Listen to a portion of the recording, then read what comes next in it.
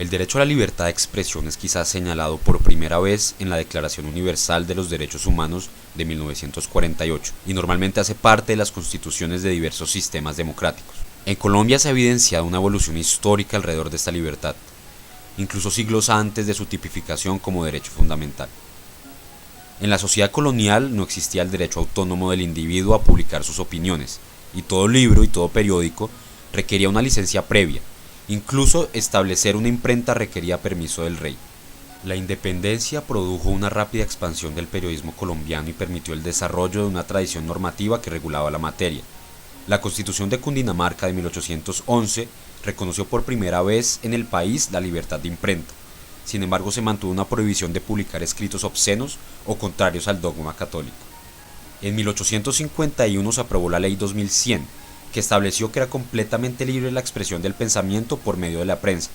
Este principio fue reiterado en las constituciones de 1853 y 1858. Más adelante, con el Pacto de Unión de 1861 y en la Constitución de 1863, se dijo que la libertad de imprenta era absoluta y que los ciudadanos tenían el derecho a expresar sus opiniones sin limitación alguna. En 1895, Núñez, antiguo defensor de la libertad absoluta de prensa, afirmó que la prensa debe ser mensajera de verdad y no de error, porque la herida que se hace a la honra y al sosiego es con frecuencia la más grande de todas. Posteriormente, la ley de prensa aprobada en 1896 definió como delito de prensa las publicaciones ofensivas, o sea, la que vulnere la honra de cualquier persona, y las subversivas, que son las que atentan contra el orden social y la tranquilidad pública. Ya en el siglo XX, la libertad de prensa, que rigió entre 1910 y 1949, se interrumpió el 9 de noviembre de 1949, cuando el presidente Mariano Ospina Pérez, en desarrollo del artículo 121 de la Constitución, decretó la censura previa de la prensa y la radio. Más adelante, en el 53, durante la dictadura militar de Rojas Pinilla, el gobierno mantuvo un continuo enfrentamiento con la prensa y la clausura de varios periódicos demostró un alto grado de censura y persecución.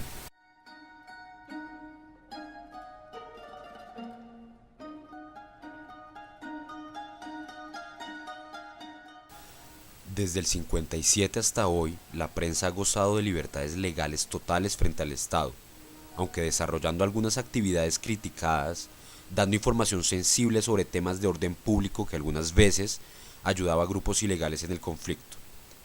Esto llevó a la implementación de estrategias de autocensura por parte de algunos periódicos, como El Tiempo, que en 1984 anunció que dejaría de dar despliegue a las actividades de los grupos subversivos. La Constitución Política del 91 reformuló las bases constitucionales de la libertad de prensa y mezcló en el artículo 20 tanto libertad de expresión como el derecho a la información.